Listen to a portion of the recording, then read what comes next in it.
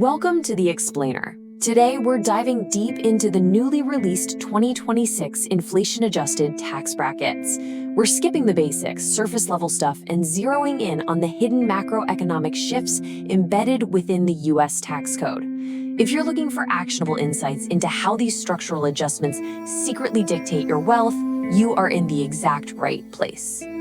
Okay, here's our roadmap for today. We'll start with progressive taxation mechanics, look at the bracket creep threat, hit the 2026 standard deduction shifts, analyze the actual tax bracket adjustments, and wrap up with strategic wealth implications. Let's get right into it.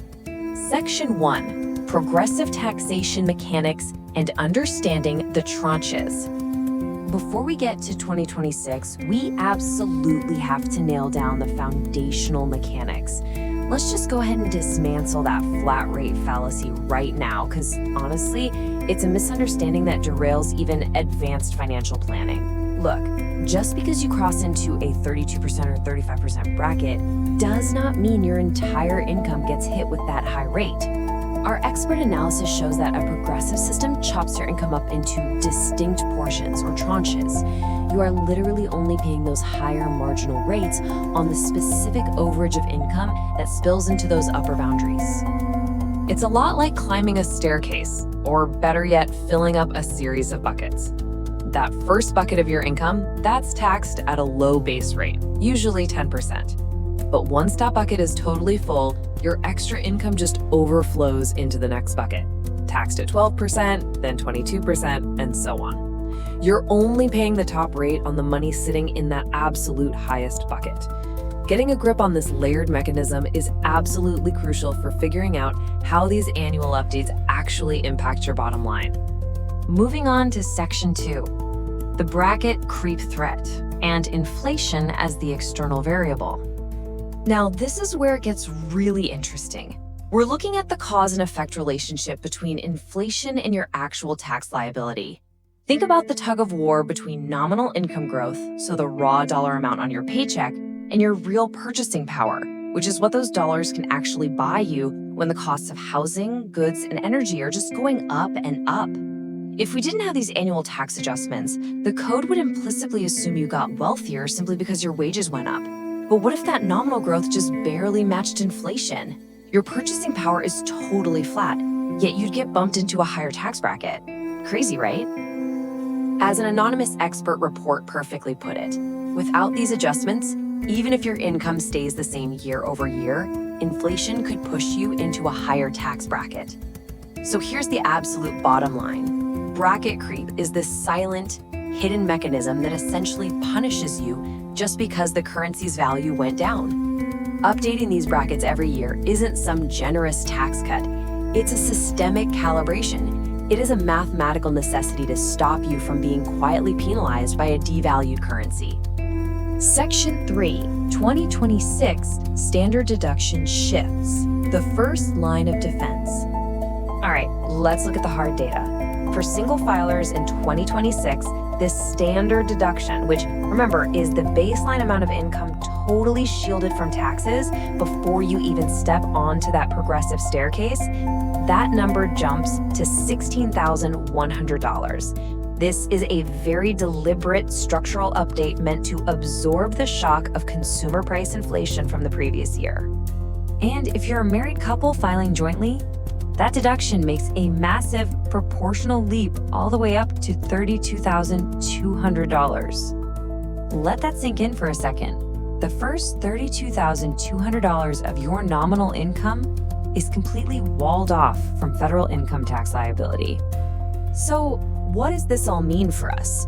Well, macroeconomic analysis shows that these combined elements actively shrink your taxable baseline. Experts call this a dual action shielding effect. By raising the floor with the standard deduction, the system is throwing you an immediate lifeline against cost of living wage hikes.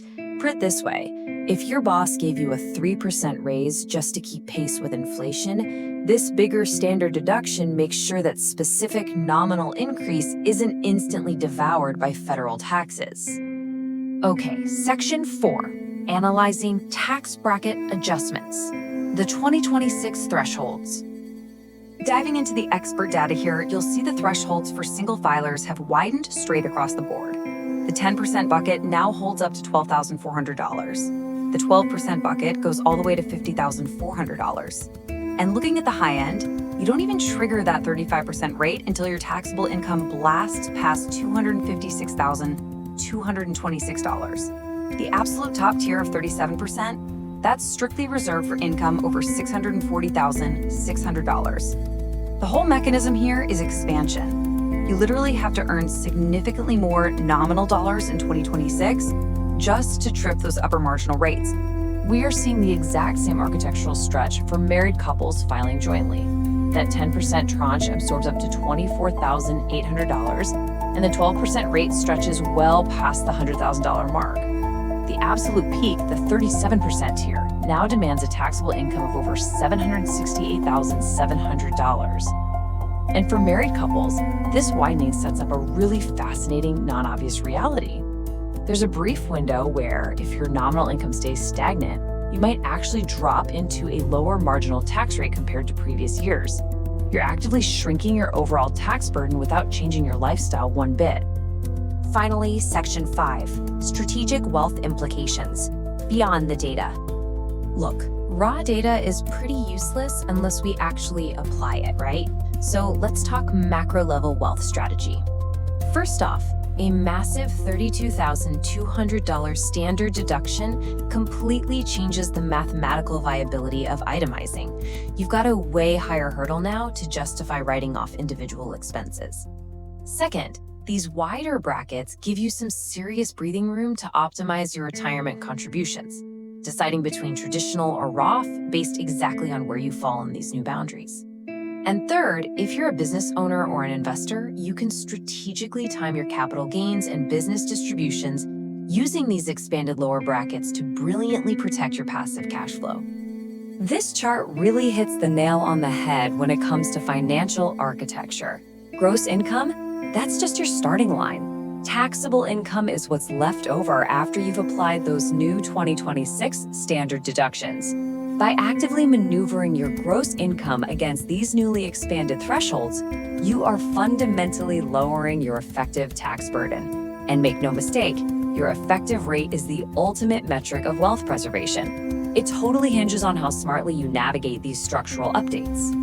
Which brings us to the million-dollar question. A passive approach right now practically guarantees bracket creep and financial inefficiency. So you have to ask yourself, does your current macroeconomic wealth strategy actively account for the 2026 inflation adjustments? Are you actually capitalizing on these systemic changes or just reacting to them after the fact? These new numbers are a strict mandate to audit your financial architecture today.